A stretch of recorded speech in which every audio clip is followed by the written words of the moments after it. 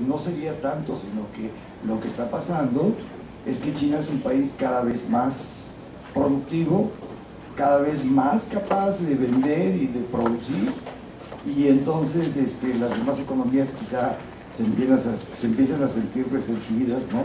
En el sentido de la invasión de productos en un momento dado de un país, ¿no? Bueno, es una pregunta de alguien que no es economista, pero de antemano les agradezco la consideración de la pregunta.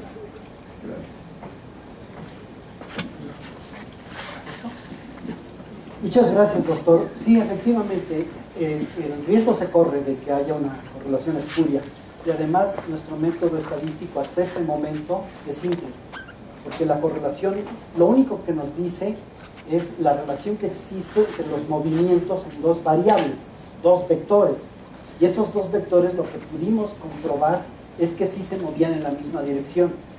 Para llegar al uso de la correlación y después pasar a 40 y tantas regresiones que realizó Ana Elena, primero pasamos por la suposición de que no todos los productos chinos que llegan a México son productos que se utilizan para el consumo final, sino que hay una parte de esos productos que llegan a México como de la misma manera en su momento llegaron empresas japonesas, se establecieron en México y encontraron una plataforma de exportación que es legítima de acuerdo con los convenios comerciales. En el caso de China, como pertenece también al OMC, podría ser legítimo. No creo que eso vaya a ser cuestionado por los acuerdos comerciales internacionales. Sin embargo, sí a nosotros nos parece que China es un actor sui generis. No hemos incluido en este análisis la inversión extranjera directa. México, el 50% de su inversión extranjera directa lo recibe de Estados Unidos. Entonces las empresas estadounidenses vienen, se establecen en México, producen o maquilan en México y exportan a Estados Unidos. Se sienten contentas con eso porque sienten que es un mercado dominado.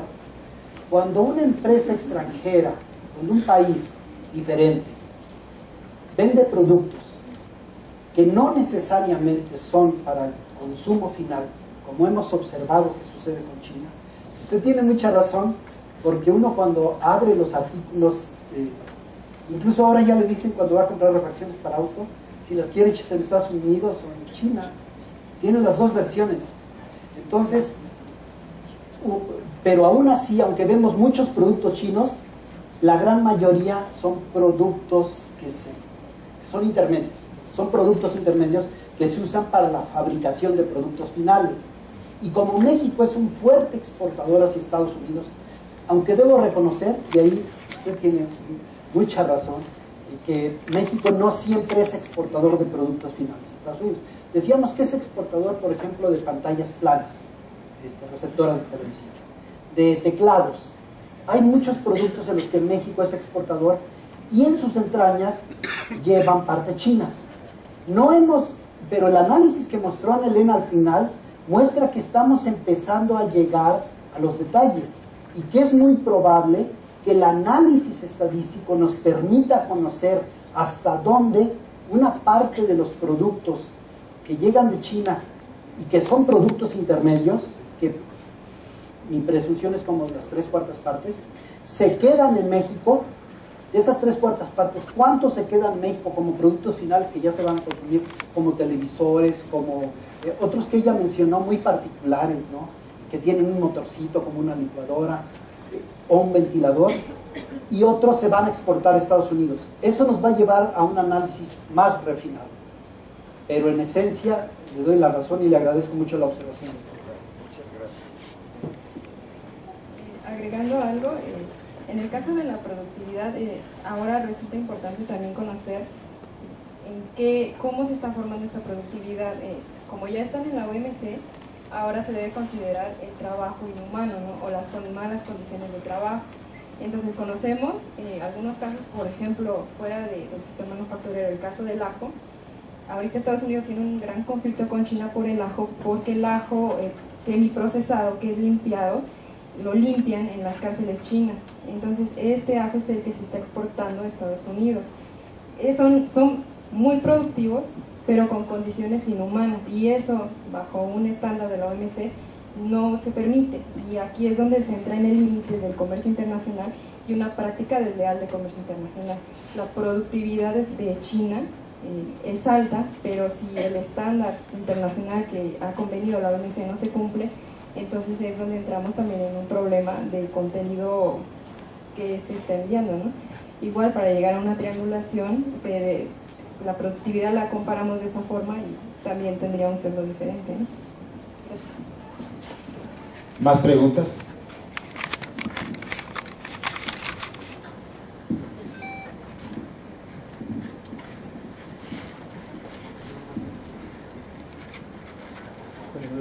Bueno, antes que nada, gracias por la presentación. Me gustaría como hacer un comentario y la pregunta acerca de si nosotros viéramos ahorita lo que sucedió en estos días, lo podríamos ver como que estamos haciendo un juego dinámico. Estados Unidos realizó su estrategia de les voy a poner aranceles porque los estuve amenazando, pensando tal vez en que México podría no hacer una estrategia creíble de poner aranceles también. Lo que hizo México ahora fue, justamente, ¿sabes qué? Te voy a hacer ver que sí es una estrategia creíble el que te ponga aranceles. Lo que se me hace, bueno, sinceramente desde el punto de vista inteligente, fue la forma en la que puso los aranceles. Justamente el doctor Luis de la Calle dijo que se estaban poniendo aranceles justamente a aquellos productos que se comercian con estados republicanos, que justamente apoyan mucho a Trump, y el otro aspecto era que eran productos que se podía encontrar sustitución con otros países. Eso me parece que le está dando también como cierto poder de mercado a México. Y mi pregunta va, ¿qué otro tipo de acciones se pueden hacer para que tenga más poder de mercado, como para poder tratar de hacer que Estados Unidos retire sus aranceles?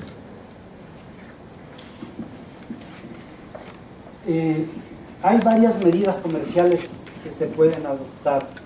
Claro, el arancel se ha convertido en el mecanismo de protección ideal previa a la competencia libre. Si existe competencia libre en el comercio, se considera que eso es lo más favorable. Pero si tuvieran que aplicarse medidas de contención del comercio por diferentes razones, digamos por protección, por seguridad nacional, como en el caso del maíz, o el caso del arroz en Japón, entonces lo que es deseable es que no se apliquen otras que no sean aranceles, porque hay barreras no arancelarias que son más dañinas, como las cuotas de importación, como la calidad de los productos o las restricciones fitosanitarias. Entonces, yo creo que México todavía tiene un abanico de posibilidades, pero creo que no lo va a usar, porque hay una cosa que ellos llaman retaliation, que ya saben que luego lo hemos traducido como retaliación y se oye muy mal. Es como la respuesta, ¿no? La respuesta arancelaria. Me voy a ir por lo que dijo Luis de la Calle, me parece que en la entrevista de anoche que le hicieron en un canal de televisión. Sí, él es un experto en comercio internacional y tiene razón en asociar la aprobación del arancel con los gobernadores demócratas o con la mayoría demócrata en los estados o con la mayoría republicana. Pero resulta de que se hizo una encuesta hace aproximadamente 15 días en Estados Unidos y se observó que quienes más aprueban el libre comercio son los republicanos, no los demócratas. Que cuando se negoció el Tratado de Libre Comercio, se negoció con George Bush padre. Cuando llegó Clinton a la presidencia de Estados Unidos, quiso quedar bien con los sindicatos y entonces agregó 2 acuerdos paralelos, el medioambiental y el laboral. ¿Por qué? Porque ellos tienen muchísimos compromisos con los trabajadores. Entonces, ese principio sigue prevaleciendo en Estados Unidos. Yo creo que Donald Trump es una persona tan difícil de identificar políticamente que para mi gusto ni es republicano ni es Tea Party. Fíjate, y digo Tea Party porque es lo más extremo de los republicanos, pero él se sale de ambos esquemas. Y lo peor de todo con él es que es capaz de tomar decisiones inesperadas. Y efectivamente, tienes mucha razón, la respuesta de México fue muy buena, pero no estoy seguro en una guerra comercial, ¿cuánto puede aguantar una nación tan necesitada de comercio como México? Lo que sí te puedo decir es que para Estados Unidos, dejar de comprar productos mexicanos, se me está secando la garganta, me dan un segundo, por favor.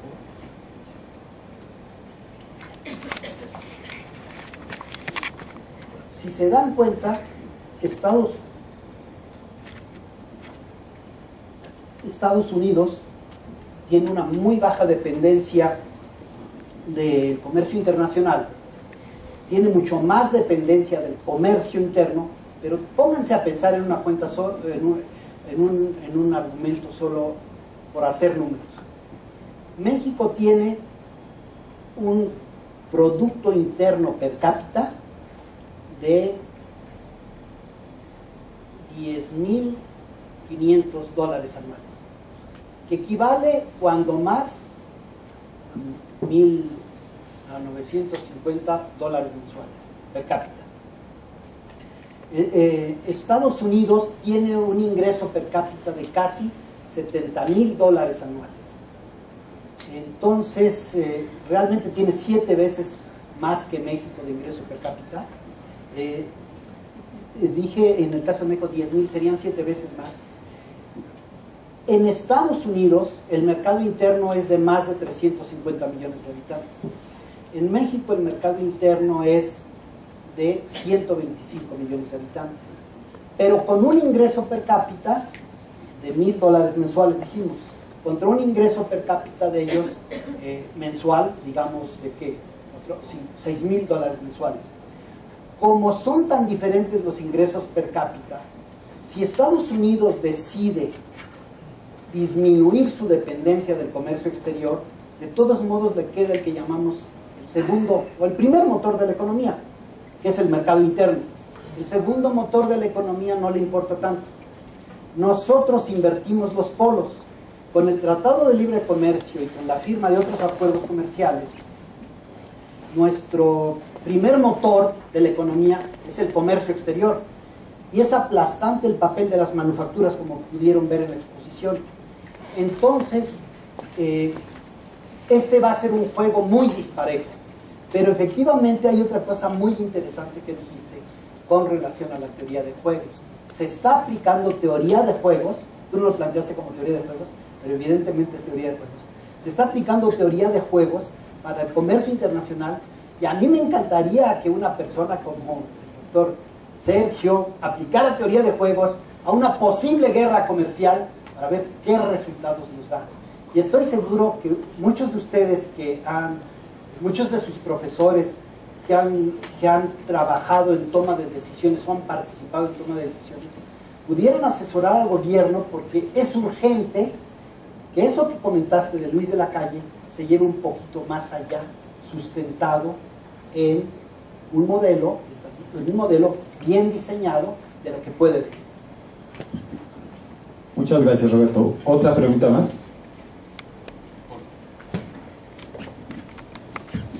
Bueno, muchas gracias. Me agradó mucho su presentación, muy oportuna, muy propia, muy propicia ahorita para los eventos.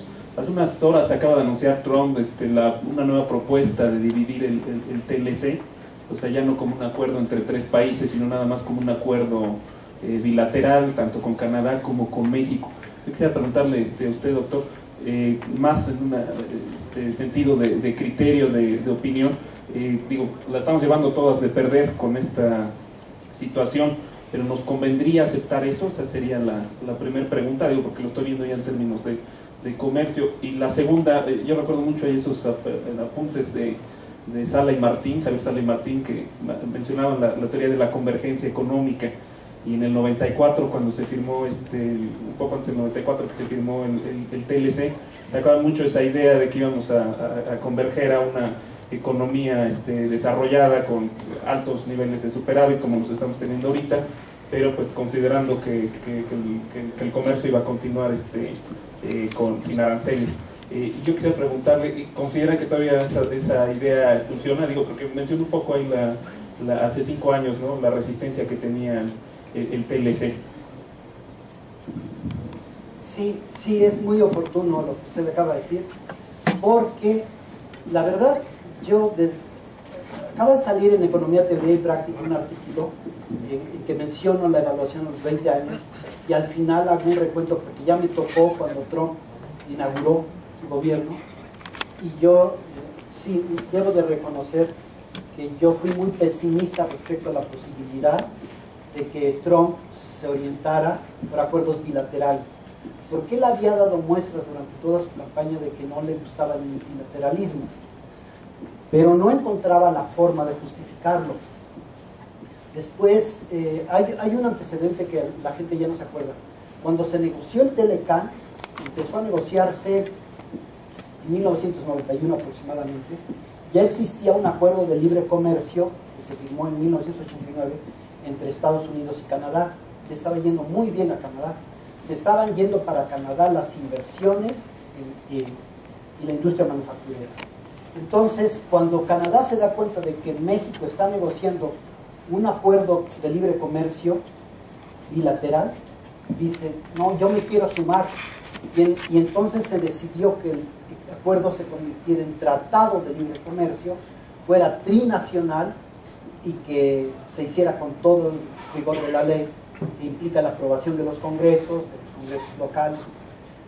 Ahora, esta visión trilateral, multilateral, contrasta mucho con las ideas de Trump, porque lo que Trump argumentó es que el acuerdo más malo en la historia de todos los acuerdos comerciales era el Telecán, y el Telecán supuestamente él decía que por sus antecesores que lo firmaron, y que México era un país que se había aprovechado, igual que Canadá, de Estados Unidos. Entonces él siempre argumentó que nosotros habíamos adoptado una actitud de beneficio nacional y no de beneficio norteamericano, tomando los tres países. Entonces, él dijo desde un principio que él se orientaba por acuerdos bilaterales. Y cuando hizo su primer viaje a Asia, estuvo en Vietnam, estuvo en China, él repitió esta fórmula. Él dijo, nosotros ya no queremos acuerdos. Bueno, le preguntaron por el TPP, el Acuerdo Transpacífico, y él dijo, el Acuerdo Transpacífico, nosotros no creemos en los acuerdos multilaterales, nosotros creemos en los acuerdos bilaterales. Si hay países que están dispuestos a firmar con nosotros acuerdos bilaterales, estamos dispuestos.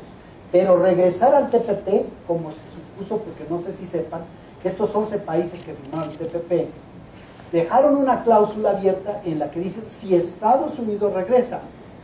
O sea, todavía existe la peregrina idea de que puede regresar, pero mientras Trump sea presidente de Estados Unidos, no van a regresar al TPP. La cuestión fue que después esto se transmite al Telecán y se llevan a cabo 8 rondas de negociación. La última concluye en Washington y esta ronda de negociación trae resultados pésimos porque las industrias más problemáticas de la negociación, como son la automotriz, y todavía no le entran a varios puntos, como son la solución de controversias, que es el capítulo 19, como son la cláusula sunset, que es que si yo quiero me salgo dentro de 5 años, eso todavía no está saldado. Y precisamente, así como usted menciona esta declaración de Trump, que es absurda, de la posibilidad, ese es un mecanismo de presión, por supuesto. Dice Trump, me voy por acuerdos bilaterales. En este momento lo que a Canadá le convino en el pasado ya no le conviene. Yo me acuerdo cuando yo asistía a reuniones con canadienses, ellos siempre decían, podemos seguir comerciando con México, porque México nos exporta muchos alimentos y eso nos los exporta a buenos precios. No se daban cuenta los negociadores que mucho del comercio era de manufacturas, y como ha crecido mucho el comercio de manufacturas con Canadá, Canadá ya está ligado de alguna manera a México, y salirse y aceptar los acuerdos bilaterales ahorita le va a ser más difícil. Por tanto, creo que México y Canadá van a ser equipo para evitar que eso suceda. Si Canadá continúa con el argumento de pagar 15 o 16 dólares la hora a los trabajadores de la industria automotriz en México, entonces tendría un argumento para salir. El problema es ese, que Canadá ha mencionado varios puntos en los que no está de acuerdo con lo que Ana Elena dijo anteriormente, que es el trabajo justo. Es donde somos más sensibles. Bueno, cerramos el evento y le damos las gracias a Roberto y a Elena por su participación.